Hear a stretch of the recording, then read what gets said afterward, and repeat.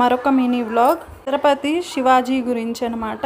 ఛత్రపతి శివాజీ కోటలో ఉన్న తుల్జాభవాని అమ్మవారి మూల విగ్రహం కదిలే స్థితిలో ఉంటుంది. ఈ అమ్మవారిని ఆది శంకరాచార్యుల వారు ఈ విధంగా ఇక్కడ స్థాపన చేశారంట. ఎందుకంటే అమ్మవారు ఉగ్ర రూపంతో స్వయంగా వెలిసింది కాబట్టి, అమ్మవారిని శంకరాచార్యులు ఉగ్ర రూపంతో దాల్చింది కాబట్టి ఇలా ప్రతిష్ఠించారని కథలు చెప్తారు. ఇన్ని మహిమలు, ఇన్ని ప్రత్యేకతలు ఉన్నాయి కాబట్టి శివాజీ మహారాజ్ రోజు యుద్ధానికి వెళ్ళినప్పుడు ఆమెని పూజించేవాడనమాట. విజయాన్ని చేకూర్చమని ప్రతిరోజు వెళ్ళి యుద్ధంకి ముందు ఆమెని దర్శించి ఆమెని వేడుకునేవాడనమాట.